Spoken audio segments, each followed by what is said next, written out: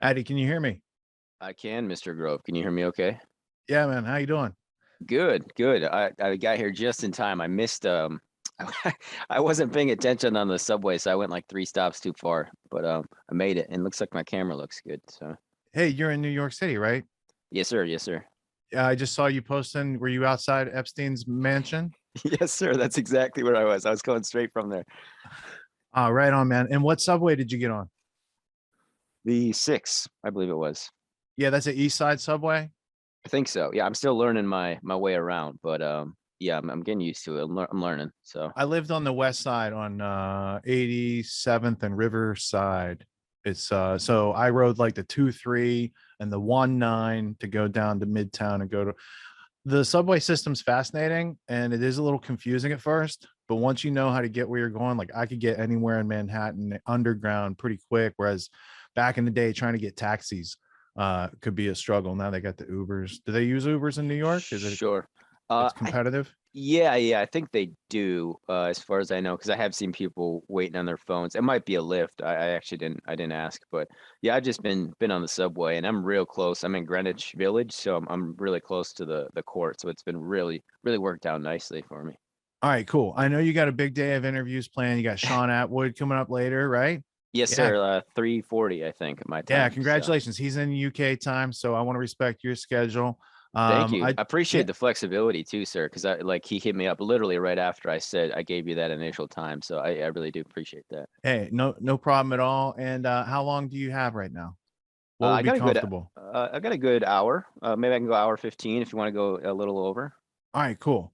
Yeah. So, how did you get started in covering the Epstein trial? I think most of the people who would watch our interview are going to know who Jeffrey Epstein was, and that Yeah. he may or may not have Epstein himself. And Ghislaine Maxwell, she's his connection to Prince Andrew. There's a whole bunch of history around all this sort of stuff. So, where did you come into the story, and what made you want to be like the real journalist on the scene, giving coverage? And I know so many of my colleagues have been like watching what you're doing because we're not getting anything from the toxic media occasionally gives you some drips and stuff, but it's been pretty dry. And so I think the Yeah. world's turned to alternative media and saw it as like the true source of on the ground reporting and getting an understanding of these types of events. So where did you get started with your interest and what made you think you could do something like this? Yeah. Good question, sir. Yeah, as far as Epstein knowledge of it, I came to the party pretty late, I would say. Uh, not as late as him not killing himself, but it must have been late 2018, I think. And it actually coincidentally was through Sean Atwood. And he was actually also my first interview. So, a lot of this probably wouldn't have been possible without Sean's help, certainly. And a lot of people who've helped along the way as well. But as far as yeah, Epstein, I think it was late 2018.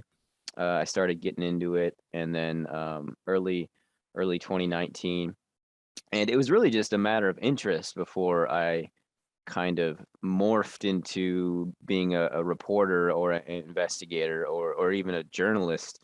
Because I think of my age and the era in which I grew up in, especially as I got further into college, I kind of held the word journalist in contempt. I had a negative connotation perception of it. I thought of journalists as kind of slimy, and so I never really wanted to identify as one. Although, those people really aren't the slime balls. They're not actually doing journalism. They're doing marketing and propaganda. And really informational warfare, you could call it. But yeah, it was really slow. I initially wanted to just do interviews with authors because I love reading and high performers. I was actually trying to copy Tim Ferriss's podcast, if you know that one. That was Do you one know I Lewis Howes? He's another one that does things like Tim.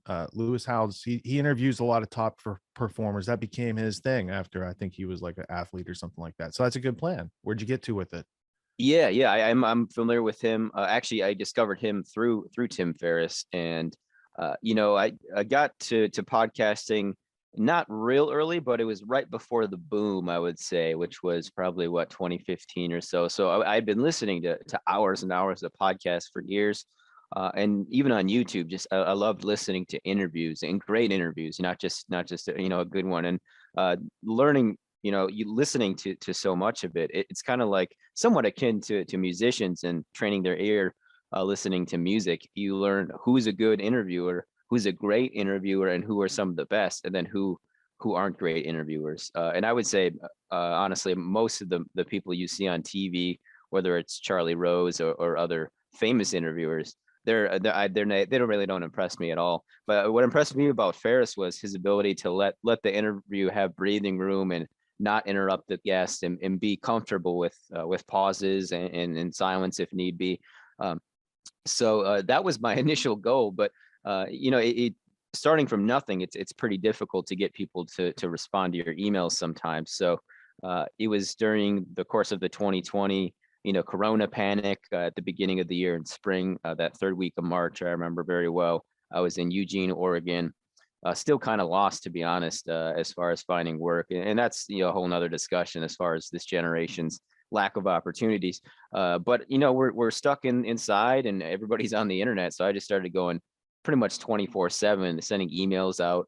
And I hosted this show. I called it the COVID Roundtable, or COVID Scientist Roundtable. I had PhDs from all over, even Japan and the UK, and of course the States, just approaching COVID dialectically and trying to understand it and unpack it. And I wasn't the expert; I was just kind of moderating a bit, and that took off a little bit, and I got noticed by other creators. And then I started working with George Webb, who I actually got referred to by Paul Cottrell, Dr. Paul Cottrell, who was one of my first guests on the COVID roundtable. He's like, you got to check this guy George out. And George and I hit it off right away, and he kind of mentored me for several months as we traveled around together doing he calls them charrettes, or conferences with independent media contributors, whether it's just a researcher, a citizen researcher, or a full-time reporter. And through him, I met a lot of people. I learned a lot about how he does kind of gumshoe investigative reporting. And over the course of that time, I helped him out with a lot of his books during that time period, even doing a bit of ghostwriting. And he just really helped me to learn quickly in a relatively short period of time. But not just George, just meeting other people that I reached out to, like Jeffrey Prather. I first got in touch with him when he had, I think, 1,000 subscribers on YouTube, because he was actually coincidentally, I found him because I was looking up Epstein videos, and he had made a few analyzing Epstein, and I saw him right away, and I was immediately impressed, and I was like, man, it's just a matter of time before he blows up. And I ended up being right about that. I think he might have lost his YouTube channel though. It got to like 80,000 or so before it got terminated. He might have got it reinstated. I'm not positive about that. So it was kind of a slow process over about a year, to where it's like, okay, I guess I'm a journalist now, or an investigative reporter, after having published a book in May of this year. And recently, kind of the second half of this year, I've gotten a little more comfortable writing shorter pieces, which I actually I'm getting more comfortable with. But I haven't done the book. The book is, for me at least, the concept is easier to grasp in my head sometimes than even a shorter piece, although it's much more laborious for sure than writing like an article. So again, I kind of morphed from doing a performance podcast to covering geopolitics because of the bull market. Like you said, people are moving over to alternative media because that's where the best information is now. I think nobody can really deny that. I was talking about this yesterday with Mr. Francis Richard Connolly, Everything is a Rich Man's Trick, author and filmmaker of that.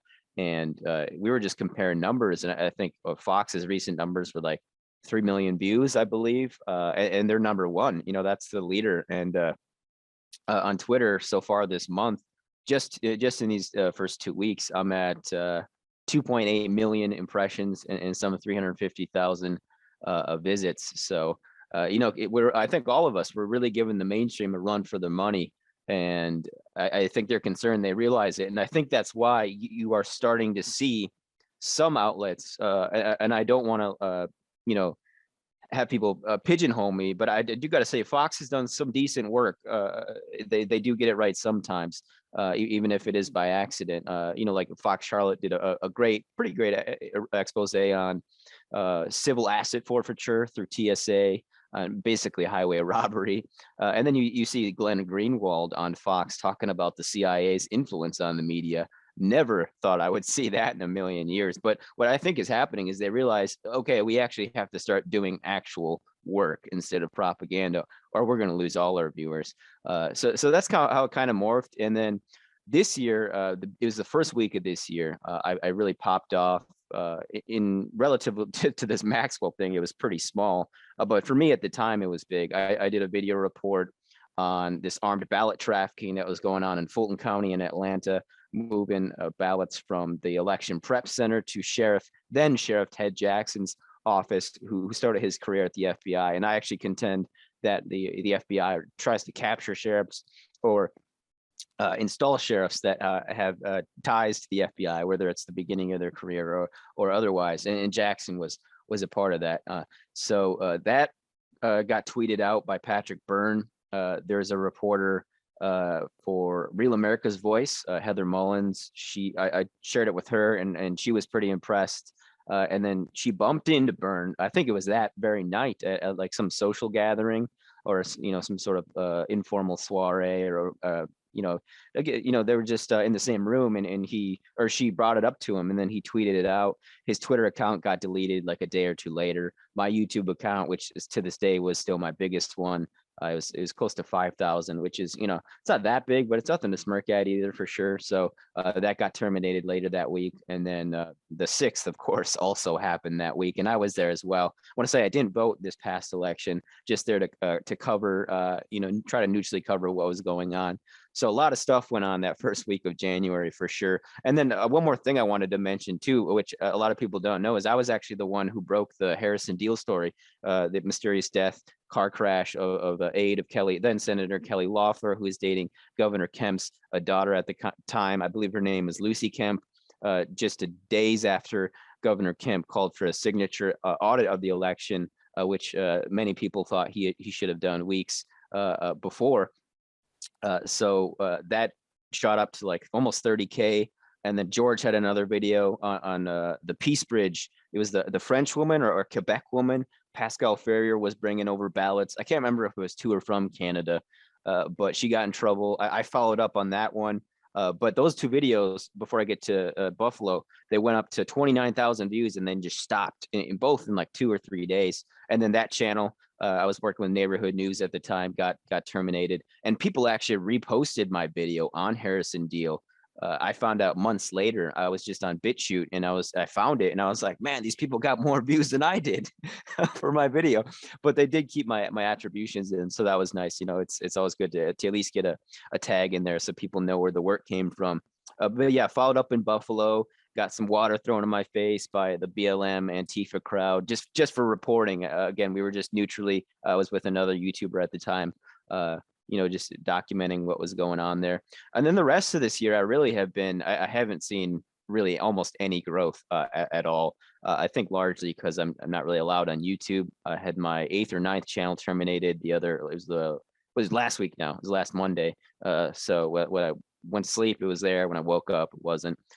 So that has been really discouraging, I got to say, especially towards the end of the summer. I was really, there's some doubts creeping in about, maybe looking to do something else that, whether that's, some sort of trade to make money. Cause, I would like to make some dough at some point in my career, but then I knew I had to be here for this Maxwell trial, and it really has been another inflection point for me, along with that first week of January, which I'm just so grateful for, because a lot of people who have been reaching out to me, I definitely have been aware of their work, and some of them I've even emailed, but I didn't hear back, which, it's all right. I don't have the biggest audience, but my Twitter has grown to a decent size now. I just pray that I can keep it, knock on wood. So that's probably the Spark Notes version of it. But glad to answer any other questions you have about, that whole process or anything else.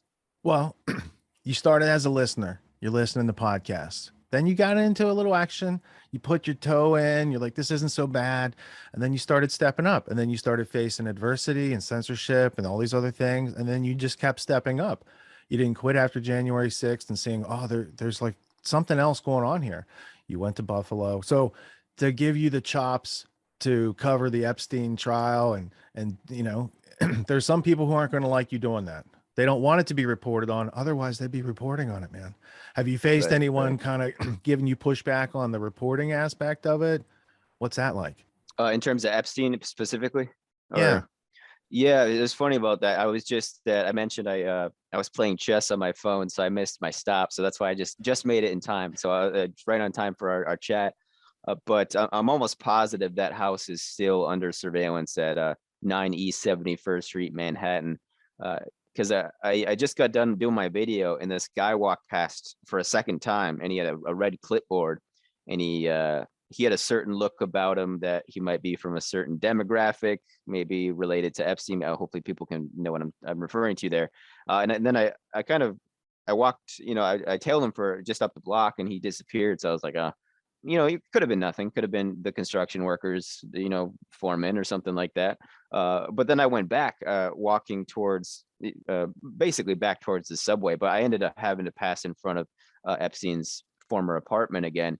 And there was a guy in a black suit walking towards me, and he stops right in front of the door, and he kind of looks like we make eye contact, and I'm just like, I nod at him, and he stops right in front of the door, and like looks like he was wiping his shoe or something, had really nice shoes on. And I kind of stopped there, and I'm just waiting for I should have said something to him. And so, but I'm getting, like I said, I'm getting better at this. And then he kind of turns around and he starts walking up the block. He turned around twice to look at me. And I'm not gonna lie, I tailed him for a bit. And he looked back at least twice more, although I don't think he saw me, because there was one time I tied my shoe when I felt like a beat was coming and he was going to turn, because I wanted to see where he was going, and he actually ended up going into I think it's called Chase Private Investments or something like that, which is like tied to JP Morgan. So it could have been a complete coincidence. I'm not sure why he leaves work in the middle of the day to go wipe his shoe in front of Epstein's house and then turns around. But again, maybe I'm looking into things too much. So, but nothing direct as far as, people messaging me or anything like that. I actually called, her name is Joyce Anderson, I believe. She is a photographer that specializes in children and preteen photography. And I called her today, and she picked up on the first ring, actually. And I asked her, can you clarify your connection to Jeffrey Epstein? And I don't know if anybody's actually done this to her directly, because a few other people have written about her, because she stayed in Mark Epstein's property. And she said, who is this? And I told her, I'm a reporter. Who are you with? And I told her I'm an independent reporter. And she said, I have no information to share. Have a great day. But I thought it was interesting. She didn't come out and deny any connection. Although Mark Epstein did, I want to say it was last year. They were actually formerly together. She is his ex. So I'll probably post that later today, because I was trying to get to that location, because there's a couple more addresses I want to get to, but I just kind of ran out of time this morning because I was running errands. So yeah, I'll probably do that Sunday or maybe next week, just because we have court resuming tomorrow. Kind of bizarre. Judge Nathan, made the schedule a little weird this week, such that we had Monday, Tuesday, Wednesday off, and then Thursday, Friday, and Saturday court is resuming. So yeah, it should be. Honestly, I expect this to be done at this rate by Christmas Eve day, maybe a week or a day or two in the last week of the year. But uh, I can't remember who it was. It was a mainstream outlet reported like some 35 witnesses will appear for the defense. I'm not sure I believe that, unless the witnesses cycle through very quickly. So it could be that the case, but the witnesses for the prosecution were on the stand usually for hours, with the exception of a couple, just logistical witnesses, like the FedEx paralegal was only on the stand for maybe 45 minutes. For example, but that could be the case. They have that many, but if they plan to rest by the 21st or 22nd, I just don't see. Definitely don't see this going into January. All right. So it's one of the biggest trials of the century. It's huge in its magnitude. Here's this guy, Epstein, and Ghislaine, and from my observation, she's above him, not below him in this. She's how he met Prince Andrew. She was the connector right? So she's like a front for him and her coterie, the people that she rolls Mhm. with, right? Les Wexner gives him the mansion, these sort of things. So I would have expected much big, longer OJ Simpson type of trial. There's a lot of evidence on this guy. He connects into all these powerful people. They took all these rides on his plane. She's in the middle of it. She's the sole remaining witness to these crimes. Tell me if you think the trial process, like, how's it gone? How long has the trial been? Has it lived up to the gravamen of the situation? Or do you think that they ran this right before Christmas on purpose so they can get it through like the Federal Reserve in 1913 and everyone has, you know, a new year and everything's covered up? That evidence never got brought up at trial. That's why Trump maybe said, I wish you well. Like, he's like, Yeah, you're in the care of my process. You know, we'll get sure. it done by Christmas and we'll be having New Year's together in St. Moritz. I don't know what these people do, but I do know Mhm. that their needs are very different than people like you and me. Yes, yeah. You know who somebody else brought that up, the Federal Reserve anecdote. It was Kriston Harris from Rundown Live. He's actually also from Wisconsin, and he mentioned that he's like, I think that's what they're trying to do a little bit here, because of the weird schedule too. It's almost like they wanted people to be like go home for the holidays midway through the trial. Because I would have been fine to go the whole week again this week. I mean, it was nice to have some days off because I've been able to get back to people emailing me and such. But yeah, it started the 29th. We were told 6 weeks, so about mid-January or so. Again, definitely not going to go into January as far as I can tell. And some anomalies too I want to bring up as far as the process goes, which you asked about. The call-in line or the lack thereof is, I think, very confusing for a lot of people because after COVID, it's just way more difficult to get in to the courtroom as a citizen or a reporter. And like you mentioned, there's such a huge demand for coverage of this. You would think there would be a call-in line. You contrast that to this guy. I think he's also in the SDNY as far as being tried. His name's like Meredith Grover Cleveland, I think. Pretty interesting name, or maybe it's Grover Cleveland Meredith. Anyways, it's one of the January 6th defendants, and that trial has a call-in line, which I found pretty interesting. And speaking of, the prosecution resting their case, another case going on, I think right now, also in the SDNY, is of some local drug dealer, and the prosecution is going longer than 2 weeks for a local drug dealer. I'm Yeah, the sorry. Southern District of New York. I've been in those courts, and I know the type of cases that go through those courts. You had Elliot Spitzer's trial. Like, there's a lot of powerful people that came up under Robert Morgenthau in the 70s, and this includes Spitzer and Pataki and Giuliani and who was there's an FBI director. I don't know if it was Leon Free. There was a whole bunch of these guys that came up through there. Mhm. There's a lot of justice that should be done that is not done, but it's more staged like a pageant. And that's what I'm detecting here. There's choreographing of the dates so that such that it leads up to like a nothing burger at the end of the year, nothing you see here. And 2022 will have new crazy challenges. And you guys will forget all about Epstein and Ghislaine Maxwell. I think that's Yeah. what a lot of powerful people are hoping, right? Yes. And it And I seems like the court, instead of going after justice, and making their name of, we're going to bring you this case, it's like nothing to see here. We don't even have a call-in line, because federal courts, you can't film in the courtroom. That's why they have the chalk drawings in these federal trials, right?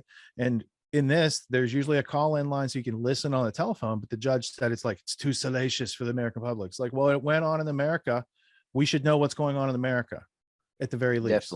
definitely. And you're right. Louis Free, former FBI director, did come up Louis through Free, good job. Thank you. through the SDNY. Really ironic about Louis Free, since he brought him up. In the fifth floor, room 506, one of the overflow courtrooms, there's a painting of Louis Free overlooking the room as we sit and watch the trial. And he was the FBI director in the 90s when the FBI, at the very best, failed to act in investigating the Epstein network when Maria Farmer went to them, or at the very worst, actively covered it up. So very ironic that Louis Free is kind of overwatching this Ghislaine Maxwell trial, that portrait on the fifth floor. Since you corrected me, I have a bonus for you. other people penalize you, I give you a bonus. Here's Louis Free in my history blueprint. Oh, wow. So That's amazing. That's yeah, awesome. he came up under George H.W. Bush. He was involved in MENA, Saudi royal family, very favorable relationship that he has. He might also have a connection with Opus Dei, but I didn't want to make that a direct connection, so it's off to the side. And then Ruby Ridge, the Unabomber, Waco, spy Robert Hansen. Okay. Yep. Yep. And then John O'Neill. Do you know this guy? I John actually O'Neill. don't recognize that one. All right, he worked for Louis Free. He was the FBI's counterterrorism director in charge of Osama bin Laden investigation. He dies in 9/11 and his second day at work being security. So he left the FBI because he went to a meeting. He went to the bathroom. He came back. His briefcase was gone. Briefcase had confidential information. They said, "Oh, we got to let you go, John." So he gets a job working for not Bernie Carrick, but the Jerome Hauer, working at Kroll Associates, and he's in charge of World Trade Center security when 9/11 happened. So when 9/11 happens, the way the official story goes, Osama bin Laden had this attack, and in the attack, he took out his nemesis, John O'Neill, who was the guy in charge of Osama bin Laden research for Wow. 9/11. Wow. That's the thing FBI. too, is I see, I didn't even know that. There's always multiple objectives they do with these sorts of huge operations. You know, it's never one Oh yeah, it's like a objective. layer cake. Oh yeah, layer cake. There you go. Yeah. That's a great movie too. Yeah, it is. That's welcome to the layer cake. Definitely, definitely. Yeah, but Louis And, Free, you know, he's Maria Farmer is not a fan of Louis Free. Let's put it that way. well, he was in charge when all these things were going. Like they've known, Mhm. and when whistleblowers come out and you go to the authorities and they're like, "We know, and we're not going to do anything about it." That's awful. I know a journalist. I think his name's Ben Fellows from the UK, and he was like a 9/11 researcher, but he was also like covering Bilderberg, and he made this video because he was like a child star in the UK, and he made this video where he had the vice police from London come in, and he has this like webcam, so he has two angles of these guys talking, and he tells them all this stuff that he's witnessed, and they say, "We know."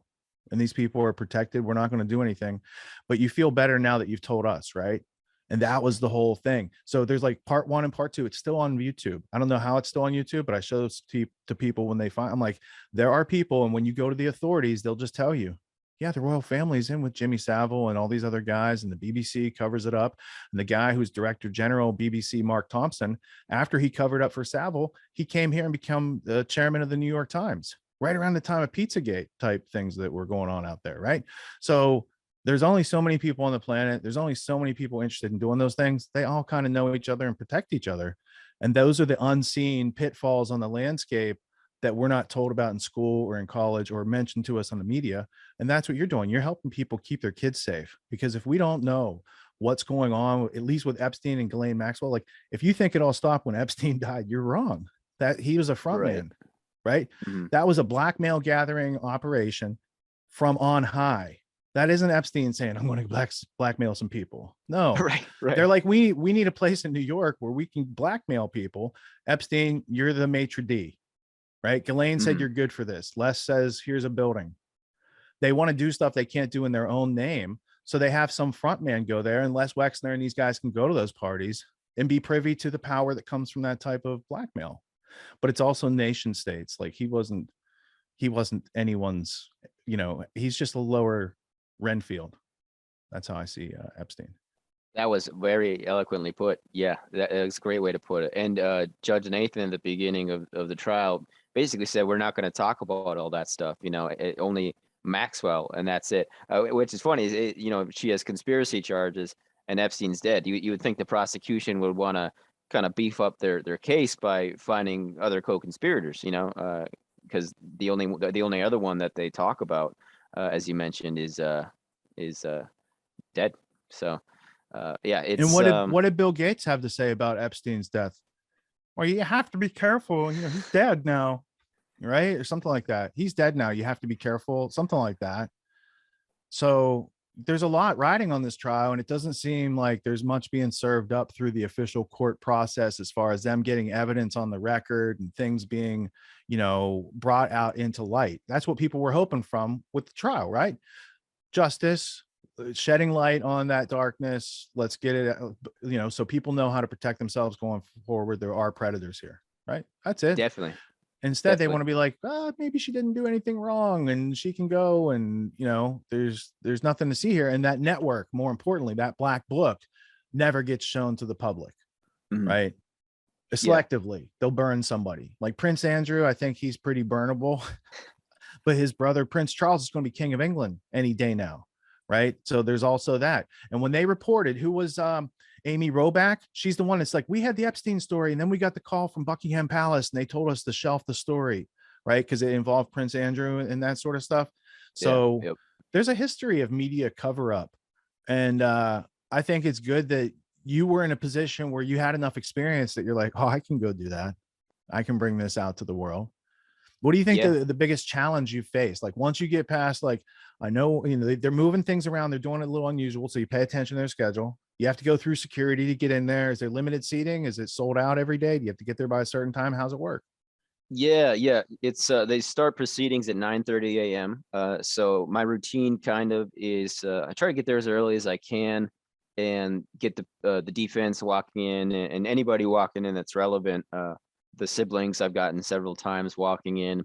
I've only seen the prosecution just one day. That was the second Monday they were walking in. So I'm really hoping I can see him again, because I want to ask Maureen Comey a few questions for sure. But explain that part. Jim Comey's daughter. Yeah, she gets two, like you mentioned, arguably two of the biggest criminal conspiracy cases ever in terms of United States history. And out of all the New York litigators, she's the one who gets both of them. And then also, she's looking to be governor in the future, I'm sure. This is a resume building exercise, right? And Comey's the guy who was the FBI director. First off, he's very tall, Comey. He was on the board of Hong Kong Shanghai Bank Corp, the opium front company, right? He's on the board of directors because they got busted doing drug money deals. So, oh wow, I didn't know that. To oversee the punishment, the punishment, they put Comey on the board of directors. And then HSBC gave 100 million, I think, to Hillary Clinton's campaign back in 2016. So it's like the drug running Mena, Arkansas, Iran Contra group is still out there doing their thing, right? And Comey and company are part of that. I interviewed a HSBC whistleblower named John Cruz. I could send you that interview because he talks all about Comey in that aspect, and then you could juxtapose, has the acorn fall far from the tree or not?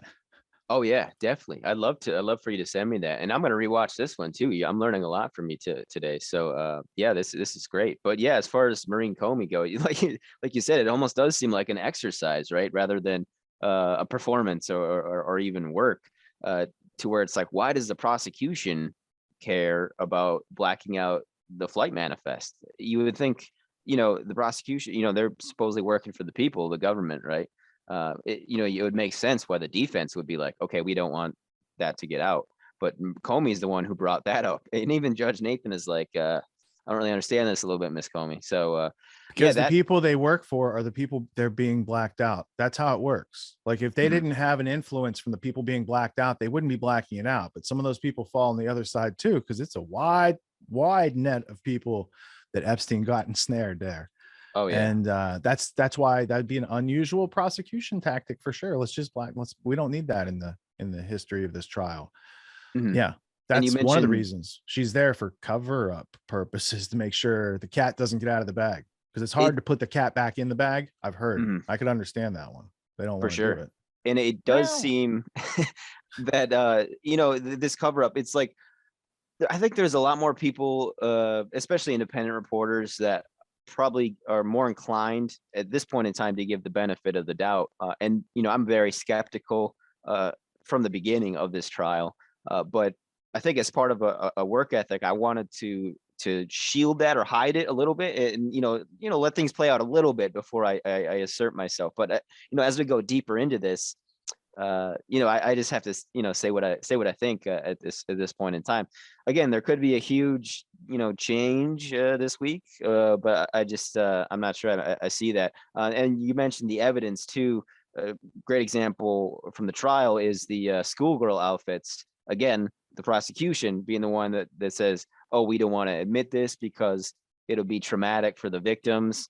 It's like they're trying to appeal to that crowd of people that thinks feelings are more important than facts, and this is a lawyer in a criminal court of law playing this tactic. So again, that's really confusing, and I would say, and that's been really flattering. People have kind of pegged myself and the inner city press, Matthew Lee, as being two of the go-to guys here. And even I think even he's holding back a little bit with like what's going on. But nonetheless, he's definitely expressed his doubts and the growing doubts with regards to the government and the prosecution's secrecy throughout this. Yeah, the unusual secrecy on the side of the prosecution coming out of the Southern District of New York. I think it's unprecedented. We have not seen another case go through there heretofore where this sort of thing happened, except if there's a January 6th type of case that goes through. You might also see the prosecution saying, we don't need to enter in certain pieces of evidence that otherwise prosecution would be like, please take this evidence. We need it on the scoreboard here, right? Mhm. It almost tells you, like, since they're not using their best pitcher, they're not interested in really winning the game, but they're going to win the game anyway because it's been pre-decided, because that's how things work.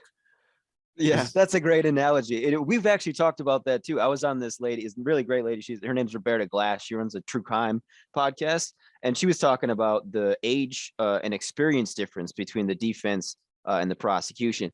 Defense, a lot more experience, much older. Lots of high profile cases, getting paid way more. Obviously, they're dressed, their clothes, they just look better, and you got this. Relatively inexperienced prosecution that, like you said, this is the government. They don't lose many cases by, I would say by design. But like you said, it's like, yeah, it seems like they're trying to win. And I would agree with that. And that's something I differentiated too with Joe Neerman of Good Logic. And he brought that up. It's like, okay, do they want the truth out? No, obviously not, or they wouldn't have redacted that. Do they want to win? He says yes, and I would say, yeah, I would say so too. But more specifically, as you said, it's like they're using their B string, right, or their backup team, because they know Yeah. they're going to win. Yeah. Or they know, even if they let Ghislaine go, that what they wanted to protect was protected by the process. So I don't know like what's going to happen as a result, but I know one of the causalities is not going to be like this story gets blown up because of the court proceedings. It's obvious. You got a young prosecution, you got a seasoned, well paid, well funded, well connected defense. Mhm. It could go either way because the government's a government. They can just be like, oh, you're done.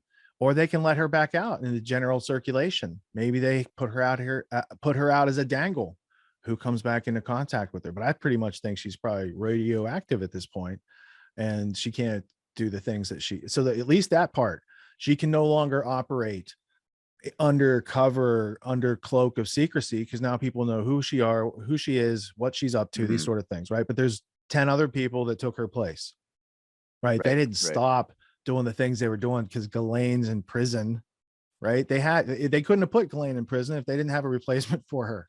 Maybe that's how they fire people. They're like, okay, you're done. You're done. We're gonna hang you out to dry. And if you Right. say anything, we'll Epstein you too. Or maybe Right. we'll McAfee you. We haven't decided yet, but that's how they work. I also Yeah. believe that McAfee did not Epstein himself. Oh, definitely. Yeah, I would say he was killed too.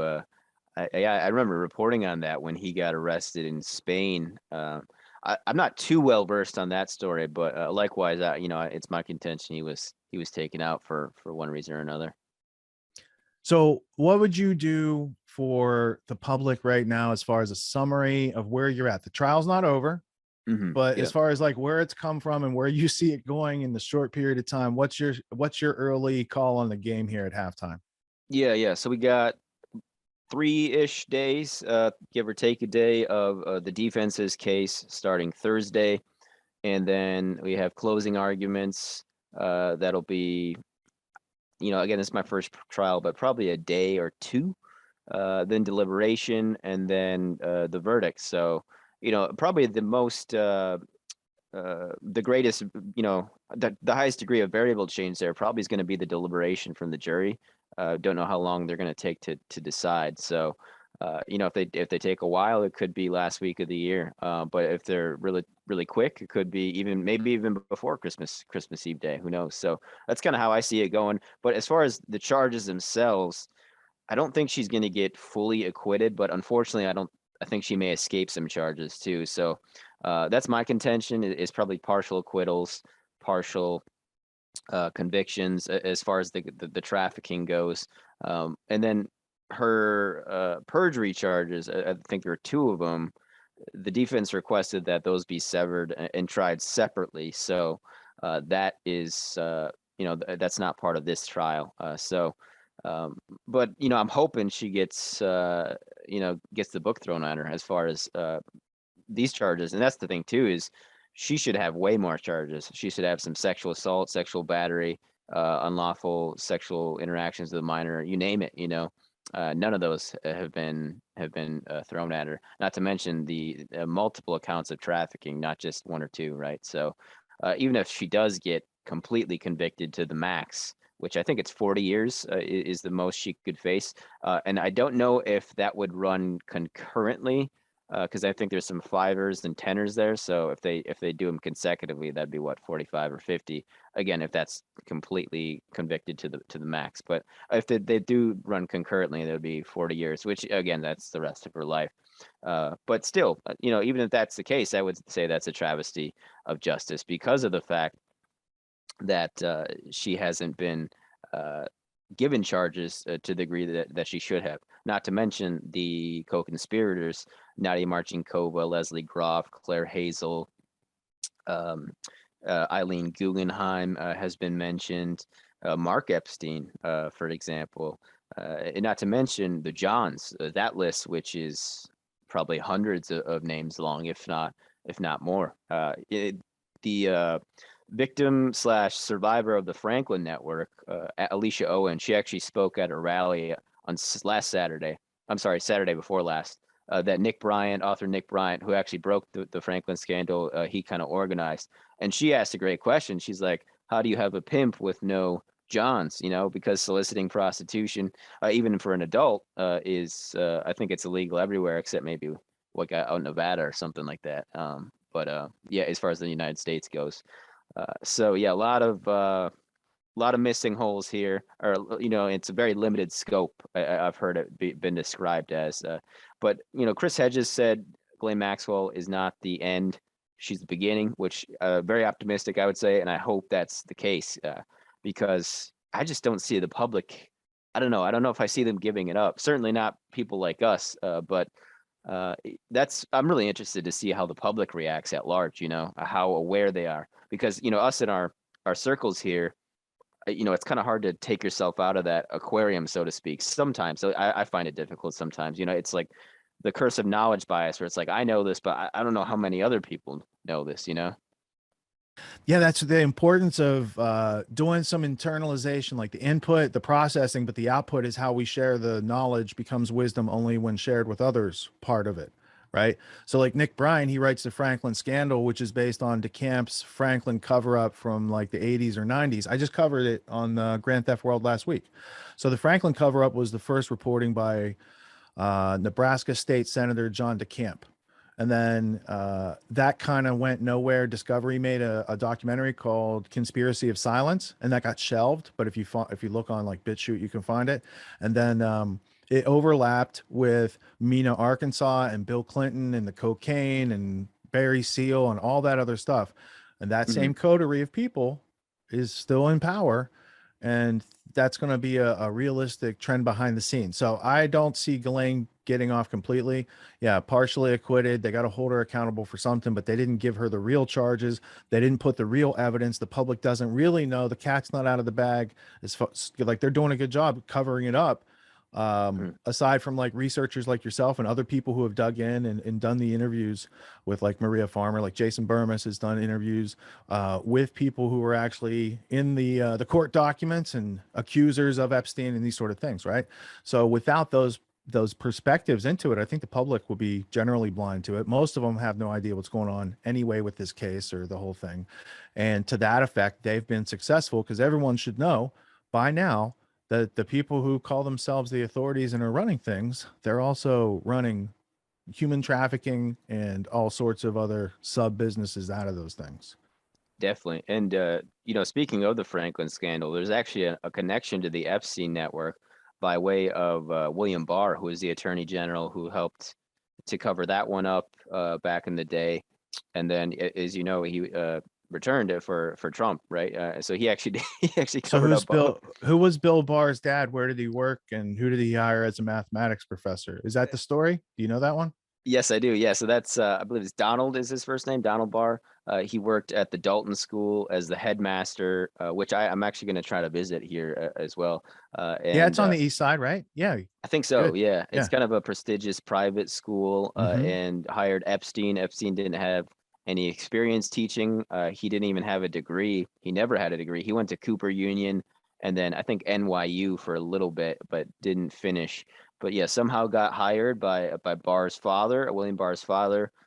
And you know he was known to party with the kids sometimes, even showing up at a drinking party once. The Dalton School's mentioned in American Psycho, so it's in that Oh wow. milieu. Yeah, Okay. for Yeah, so sure. that kind of that yuppie world in American Psycho it's mentioned too. That's a great movie, by the way. And yeah, you know, he would flirt with girls. Even students even remember him being weird around girls like years and years later. They do. And then, you know, he got let go for I think it was quote unquote poor performance before working at Bear Stearns, Towers Financial Ponzi scheme, second biggest Ponzi scheme ever. Hoffenberg took the fall for that, and Epstein, you know, got off scot-free. And his lawyers, Richard Kahn and Darren Endike, I think were actually helped to get him out of that as well. I'm almost positive Kahn did. I don't know if Endike did. But interesting about those guys that you mentioned, I was at the 71st Street address just about an hour or so ago, and they no, it was Endike. He went there the day after the FBI did, and was seen leaving with items unknown. So it's likely there was a safe there that either the FBI chose not to touch or did not find, and Indike went in there and scooped something up of importance. So that's I think a little lesser known fact that people might not know. Yeah, I didn't know that. Is he the person who's in common? Like, I thought there was somebody like the executor of Epstein's estate was like Bill Gates's lawyer, or there was some connection there between like his executor and I thought Gates, but it's been like a year or two now since he did all that stuff. Yeah, you So could be right. You could be right. I'm not positive on that one, but yeah, I just know Indike and has been a really long time. And Khan both have been like long time lawyers for Epstein. And then you know he kept his circle you know quite small as far as that goes. With Wexner being you know his only client for hedge funds, wouldn't take anybody. thankfully, Wexner had all those Victoria's Secret monarch models making him money out there. Yeah, yeah, definitely. Not to mention, you know, Jean-Luc Brunel, who supplied girls, and then Epstein supplied the money. And those girls who actually were housed at is Mark Epstein's property, who he managed, you know, properties for Jean-Luc Brunel. I want to say it was a 66th Street property. I can't remember it might be 301. Don't quote me on the number, but I'm almost positive it's 66th Street. So yeah, I'm gonna visit there as well when I'm here on one of the days off. So yeah, just doing, you know, infield reporting. I think people really like seeing that, and you know, seeing the outside of Epstein's properties. Obviously, is I think some people like to see that as well. You know, and as well as the court coverage. You know, the the you know even just the videos of the Maxwell siblings coming in and out. You know, people they just love those. They get so many views. So I'm just gonna keep doing them. So I'm trying to do both. You know, the in court reporting and then the I don't even know what you call that.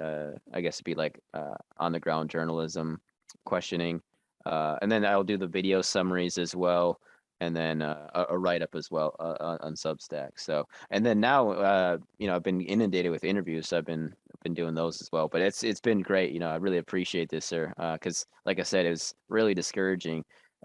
You know, I think the most demoralizing thought or belief one can have is the idea that you aren't getting any reward for your effort, you know? and it's almost like you become fatalistic. And Ryan talks about the fatalistic youth, where you have this degree that you pay all this money for, and you work hard, and it gets you nothing. So it's like, I'm going to be fatalistic, and it's understandable why people would turn that way. But I try to fight that as much as I can. You got to fight that, because the attitude of gratitude is what opens you up for success. It's what attracts other people to you as you being a low pressure area, because needy is creepy. And when we don't know how to meet our needs eloquently and volitionally and voluntarily, people get really different, right? They're not open up, they're not warm, they're not thinking about how to help each other. These sort of things go away. So we gotta, it's like they want us to race to the bottom of the brainstem. So we have to ask questions and get back up to the neocortex, and you can't see things through like entitlement or woe is me, victimization. These sort of things are toxic. Right. And from the position of, I have everything I need, I can support myself, I can see other people with problems and help them solve those problems. That's the way forward for solutions. And it's the way forward for people to know what their offer is to the world, be able to state their offer, take it to market, and do business as they please. That gets you away from the nihilistic, fatalistic, there's no meaning or substance. The meaning and substance comes from helping others and providing service. So that's products and services. That's the internet. That's entrepreneurism. That's what you're doing right now. You're providing huge amount of content and value for people that they can't get for themselves. And I haven't seen like on the street type of guerrilla investigative journalism like this since like the early days of Luke Radowski, when he's sticking a camera in, Rothschild's face or Rockefeller's face. He's like, I'm outside Rockefeller's place right now. Those types of things are visceral and they're invigorating and inspiring for people. And you need to be able to do it higher, better, faster, cleaner. What's the biggest problems on your radar as far as like getting things done and getting the trial coverage out there? Are like you doing all the editing, all the posting, all the distribution? When you get deleted over here, do you have someone that puts the content back under a pirate account for you or moves it over here to another outpost? No, I'm largely a one-man show at this point. But the biggest problem, that's a good question. Probably waking up in the morning. Honestly, it's no, honestly though, it's probably like the time thing is that's the great thing too, is that I don't get paid much, but I do have a very flexible schedule. So having this kind of, it's almost like a school day. I haven't had that in a while, where it's like you got to be there. It's like I don't have to, but I make myself be there, right? So yeah, for the trial, because it starts at 9:30, and you might be a night owl, so now you got to adjust to be like, oh, it's like going to school or work for a couple weeks while you're covering something, but then you go back to freedom. And if you didn't have the freedom, you wouldn't have noticed the restriction of, oh, I got to do this thing on time for these people. Right. Yeah. So managing the time, I think, has been difficult for sure. There's been a couple days where I didn't get to a write-up or a summary. So I would just add that addendum onto the next one. So that in general, over this course of this year, trying to manage time and not overstretch myself, which I think I did a bit because I had opportunities come my way. And I just kept saying yes. And then I realized it's probably like midsummer or towards the second half of the summer, I was like, I am overstretched a little bit here. So I kind of put things on the back burner for a bit, and that really helped. And but yeah, this trial really helped me, I think, see those time limits and help me focus even more, which I think should help me a lot next year. Maybe being a bit more selective with prioritizing projects, right? So yeah, I think the time management, that's probably been the most difficult aspect. All right, cool. I got some ideas for you, but I don't want to continue to take up your time. Where can people support you right now? Where can they keep up with the Ghislaine Maxwell trial? Sure. Yeah, my Twitter is the best spot to get the quickest updates. I do mirror those videos on all my channels, which people can find on my website. Like I said, I'm not really allowed on YouTube. I do have some smaller YouTube channels that are on there. I'm on Substack, Patreon, Subscribestar, Buy Me a Coffee. That's a new one. I don't know if you're on there, Mr. Grove, but you should get on there. I'll send you a referral too if you aren't. And that's similar to Patreon, but I think less censorious. And I mentioned BitChute, Rumble, and then Rockfin is actually kind of where I'm sending people for videos now. Good, we're on Rockfin. We live stream there. Yeah. Oh, nice. Okay, Yeah. that's excellent. Yeah, it seems like everybody's heading there now, which is great because you can tip people actually even after a live stream has ended. So that's Hmm. really flexible. And I don't really send people to YouTube anymore. It's a kind of a waste of both of our times, my time and the viewers' time, which is I think what they want. They're trying to have this attentional black hole, so you can't grow. But fortunately, we got a site like Rockfin. I'm also on brand new tube. But there's a lot of problems with some of these other sites that I just don't. I think Rockfin's doing the best that I can see so far. Odyssey's another great one Yeah. too. Yeah. So I'm also over there. And then I think that's it. Oh, my website's addyads.one, and then the Twitter is one addyads, one spelled out. And I'm on Facebook and the usual ones as well, Instagram. So, but yeah, Twitter's the quickest spot. And then I'm also trying to send people to my Telegram too, in case, God forbid, I lose my Twitter. Because like I said, I've never had this sort of reach before. So I'm just trying to take advantage of it while I can. Yeah, again, thank you so much, Mr. Grove. Really an honor to have you invite me on the show. I really appreciate it. I've been looking at your books too. I'm checking out. You got a great library, so that's really cool. Yeah, it's a great first meeting. I think we'll probably talk again in the future, and I want to know how this trial results. So maybe a couple weeks we can have you back, and you can just give us like a briefing or a report. Definitely, of course, we'll definitely do that. Yeah, for sure. I appreciate that, sir. And I'd love to, sometime in 2022, I'd love to have you on my show if you'd be so kind. But yeah, for sure we can do that once the trial wraps up. So we're gonna play it day by day, but for sure, I'm pretty sure it's gonna be done by the end of the year at the very latest. Right on. All right, so I'm going to let you go for Sean Atwoods, but I want just a couple minutes on the other side. I got to talk to you about something. So Sure. kick No ass worries. on Sean Atwood. Don't Thank you. keep him up too late, but that's a great audience. He does great work. Tell him I said, hey, what's up from Okay, we'll do. America? Happy Yeah, I'll try. holidays. I'll try not to keep him up too late because he's just getting off COVID. He just got sick of like a week ago or so. So which I didn't even know until yesterday. So yeah, but yeah, I'll definitely tell him he said hi. Conspiracy is the story of history. It's the story of plunderers taking care of people who produce. They claim to take care of them through government, which doesn't give you anything, it doesn't take away first. So it's not creating something out of nothing. It's very real what they're doing. They're taking your rights or taking some people's rights and adding more to someone else's rights. If you haven't heard about our Grand Theft World community membership, here are a few of the things you've been missing. A mobile app where you can access replays of the Grand Theft World podcast and show notes. Access to the Grand Theft World community on Discord, where we crowdsource news and resources, and you can contribute to the show. The opportunity to participate in the Grand Theft World bi-weekly town hall. Exclusive content from Richard Grove, including behind-the-scenes footage and future access to unpublished material. 93 episodes of the Peace Revolution podcast, and the Grand Theft World newsletter delivered straight to your inbox each week. If you want to stay ahead of the great game, visit us at grandtheftworld.com, click or tap the button in the top right-hand corner, and join a vibrant community of researchers blazing a new path to truth. We'll see you there.